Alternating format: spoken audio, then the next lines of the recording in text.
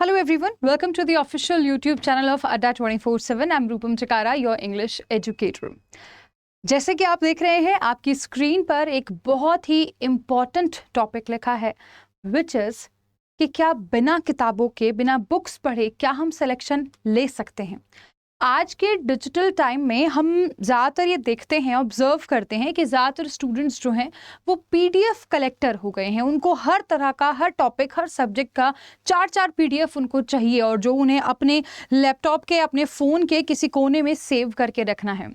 कितनी बार ऐसा होता है कि आप उन 4 तरह की पीडीएफ्स को उठाकर पढ़ते हैं और रिवाइज कर रहे होते हैं? ऐसा कितनी बार आप खुद पर्सनली कितनी बार इस चीज़ से रिलेट करके मुझे बताएंगे कि आपके पास जितनी पीडीएफ्स अभी आपने कलेक्ट की हैं, आपने उन पीडीएफ्स को कितनी बार अभी तक रिवाइज किया है? मुझे ऑनेस्टली एक बार कमेंट बॉक्स में बताइएगा। मैं ऑनेस्टली जानना चाहूँगी। एक्चुअली इस पीडीएफ कलेक्शन की दौड़ में सभी स्टूडेंट्स जो मैंने ऑब्जर्व किया है आज के टाइम पर, वो क्या हो गए हैं कि उनको बस पीडीएफ चाहिए, पीडीएफ चाहिए, पीडीएफ चाहिए।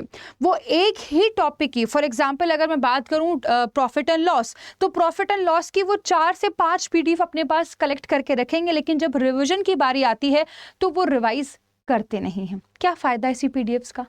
क्या ज़रूरत है ऐसी पीडीएफ्स की? आप मुझे बताएं। आपको खुद लग रहा है ये चीज़ लॉजिकल कि सिर्फ पीडीएफ्स कलेक्ट करने से सिलेक्शन हो जाएगा?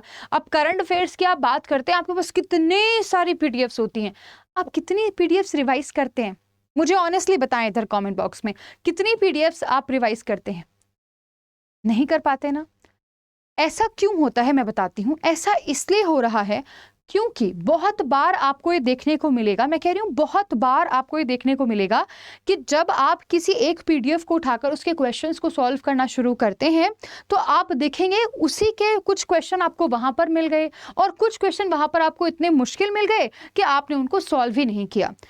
अलग अलग पीडीएफ में अलग अलग टाइप के क्वेश्चंस आप लोगों को मिलते हैं और कई बार क्वेश्चंस इस तरह से लिखे होते हैं जो थोड़ा क्लैश क्रिएट कर देते हैं और फिर ना आप इस पीडीएफ को प्रैक्टिस कर रहे होते हैं, ना आप इस पीडीएफ को प्रैक्टिस कर रहे होते हैं। ऐसे में सोल्यूशन क्या है हमारी इस प्रॉब्लम का? सोल्यूशन है किताबें।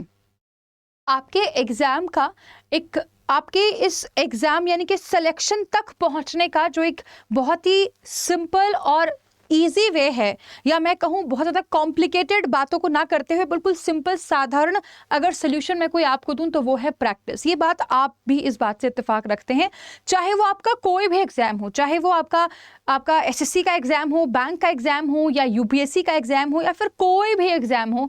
हर एग्जाम में सिलेक्शन पाने के लिए आपको प्रैक्टिस करनी होती है। आप जितना ज़्यादा प्रैक्टिस करेंगे उतना ज़्यादा आपके लिए चीज़ें बेनिफिशियल होंगी। ये बात आप भी समझते हैं ना? आप सारे बच्चे इस को जानते हैं ना, राइट? जितना ज्यादा आप प्रैक्टिस करेंगे उतना आपके लिए बेनिफिशियल होगा। But when it comes to practice, क्या आपको एक ही रिसोर्स को बार बार प्रैक्टिस करना है या फिर बहुत सारी रिसोर्सेज को प्रैक्टिस करना है? ये एक बहुत बड़ा सवाल बन जाता है। तो अगर आप अलग अलग रिसोर्सेस से अलग अलग तरह के क्वेश्चंस को प्रैक्टिस करेंगे तो कहीं ना कहीं वो जो एक थॉट जो आपने क्रिएट किया है, वो जो एक तरीका जो आपने सीखा है प्रैक्टिस करके किसी एक तरह के क्वेश्चन को सॉल्व करने का, वो दूसरी पीडीएफ में दूसरी तरीके से सॉल्व हुआ होगा, तीसरी पीडीएफ में तीसरे तरीके से सॉल्व हुआ होगा। तो ऐसे में आपके दिमाग में क्लैशेस हो जाएंगे, आपको कंफ्यूजन हो जाएगा और आप अपने टॉपिक पर कमांड नहीं कर पाएंगे। टॉपिक पर कमांड करने के लिए एकमात्र चीज जो जरूरी है वो है बच्चों प्रैक्टिस। क्या जरूरी है? वो है प्रैक्टिस। इस चीज को आप सारे बच्चे समझ लें। और एक और बात समझ लें कि प्रैक्टिस के लिए जो बुक्स आप यूज करें या बुक्स के फॉर्म में जो भी पीडीएफ्स आप यूज करें वो अलग अलग नहीं होनी चाहिए। If you have a collection, for example अगर हम लोग प्रॉफिट एंड लॉस टॉपिक की बात कर रहे हैं मैथमेटिक्स में, और अगर आपके पास कोई एक पीडीएफ है जिस पीडीएफ में फॉर एग्जाम्पल 200 क्वेश्चंस हैं, तो आप अब कोई और दूसरी पीडीएफ मत खोजो। आप इसी पीडीएफ को जिसमें 200 क्वेश्चन है, इसी को कम से कम 3 बार प्रैक्टिस करो। अगर आपके पास इस तरह का कोई कलेक्शन आपको नहीं मिल रहा जहां पर आपको ऑथेंटिक क्वेश्चंस मिले, ये भी एक बहुत बड़ी बात होती है कि पीडीएफ तो आपको बहुत मिल जाएंगी बट आपके एग्जाम के लेवल का क्वेश्चन आपसे वहां पर आपको दिया भी जा रहा है कि नहीं, ये भी एक बहुत बड़ी बात है। क्योंकि अगर कोई यूपीएससी लेवल का एग्जाम है, या यूपीएससी छोड़ दीजिए, अगर कोई बैंक लेवल का एग्जाम है, कोई एसएससी लेवल का एग्जाम है, या फिर कोई सीएचएसएल या एमटीएस लेवल का एग्जाम है, तो ये प्रॉफिट एंड लॉस तो हर एग्जाम में आता है, लेकिन किस लेवल का क्वेश्चन कहां पर पूछा जाएगा ये कौन बताएगा? ये इस बात के लिए आपके पास राइट रिसोर्स कहाँ से आपको मिलेगी? ये भी तो एक बहुत बड़ी बात है ना। बच्चे इस चीज को समझ ही नहीं रहे होते हैं, बस पीडीएफ मिल गया प्रॉफिट एंड लॉस का, बस पढ़ना शुरू कर दें। इसलिए ये जो पीडीएफ कलेक्शन का जो एक तरीका है, अगर आपके पास कोई एक ऑथेंटिक रिसोर्स, अगर वो आपको पीडीएफ प्रोवाइड कर रहे हैं, ठीक है, stick to that. I am not saying कि ये चीज अडेप्ट करना गलत बात है, मैं ये भी नहीं बोल रही हूँ, बट मैं ये कह रही हूँ कि कहीं से भी पीडीएफ लेकर प्रैक्टिस करना is not the right thing.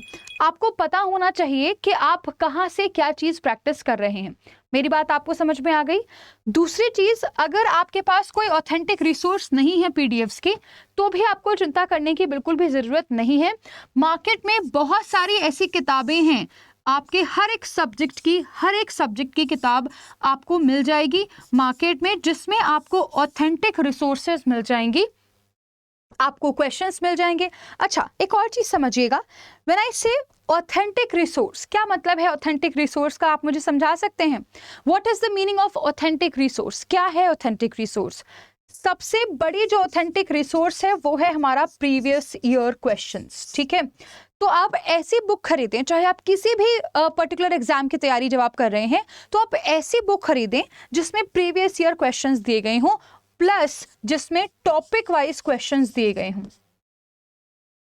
ऐसा करने से क्या होगा? एक तो आपको राइट रिसोर्स, आपको ईयर और आपका एग्जाम में, प्री में, मेंस में किस लेवल का क्वेश्चन आ रहा है उस टॉपिक से, एक तो आपको वो पता चल जाएगा। दूसरा, आपको उसी टॉपिक के ढेर सारे क्वेश्चंस भी वहां पर मिल जाएंगे।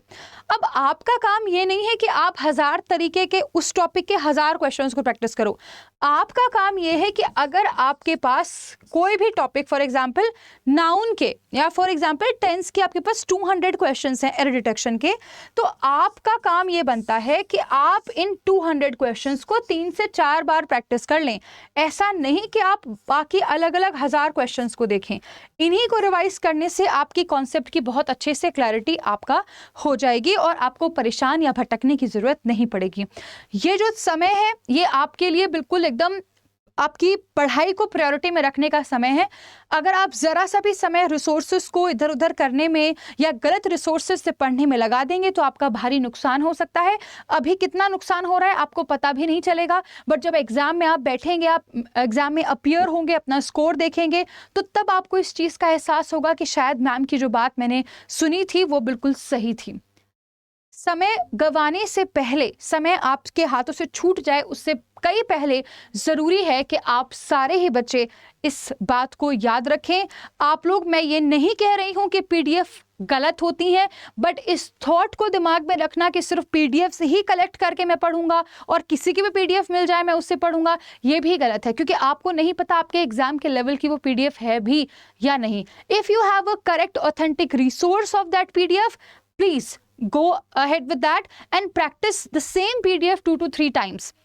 ऐसा भी नहीं कि सेम टॉपिक के 4-5 PDF कलेक्ट करके रखें और रिवाइज एक को भी नहीं किया है।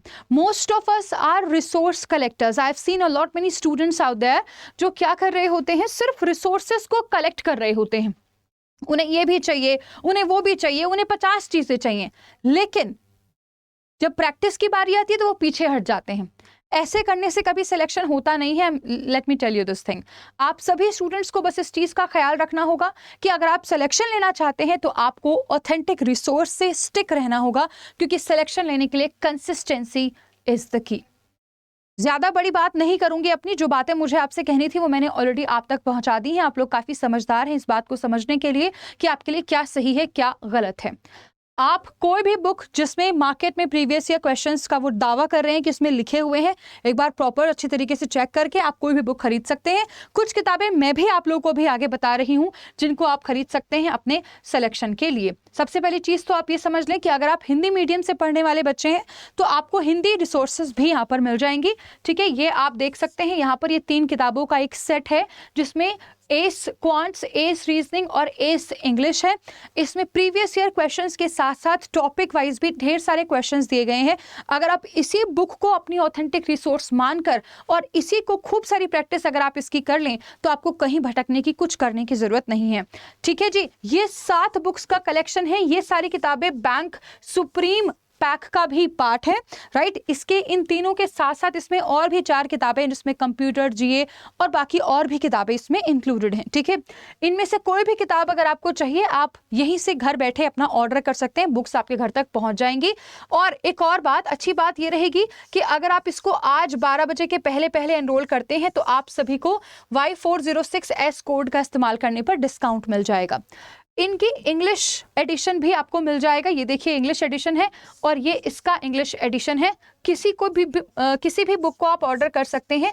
ठीक है, ये आपके लिए यहाँ पर डिस्काउंटेड प्राइस में आप इसको अवेल कर सकते हैं। साथ ही साथ अगर कोई स्पेसिफिक एग्जाम की तैयारी आप कर रहे हैं, कोई भी स्पेसिफिक एग्जाम की तैयारी अगर आप कर रहे हैं तो आप स्पेसिफिक बुक भी ऑर्डर कर सकते हैं। बेहतर आपके लिए यही होगा कि आप सीधा बैंक सुप्रीम का पैक ही ऑर्डर कर लें, जो हिंदी और इंग्लिश दोनों अलग अलग भाषाओं में अवेलेबल है। ठीक है, किसी भी किताब पर आज आपको डिस्काउंट मिल जाएगा, क्योंकि आज मेरे ख्याल से रात 12 बजे के पहले पहले तक ही डिस्काउंट अवेलेबल है हमारी वेबसाइट पर। 22% का ऑफ आप लोगों को यहाँ पर दिया जा रहा है। This has to be 23, I am sorry. ठीक है जी, ये आपका 22% का डिस्काउंट आप सभी स्टूडेंट्स को यहाँ से मिल जाएगा, तो आप सभी स्टूडेंट्स इसको जरूर अवेल कर लीजिएगा। कोई भी किताब खरीदेंगे सब पर आपको डिस्काउंट मिल जाएगा। ठीक है बच्चों, राइट। मेरी तरफ से अभी के लिए इतना ही। कोई भी डाउट या किसी भी तरीके का कोई भी क्वेश्चन अगर मन में आ रहा हो तो प्लीज पूछ लीजिएगा और कॉमेंट बॉक्स में अपना कॉमेंट ड्रॉप कर दीजिएगा। Thank you so much. रात 9 बजे आप लोगों से मुलाकात करूंगी। अपना ख्याल रखें, खूब अच्छे तरीके से पढ़ते रहें। Bye bye, thank you.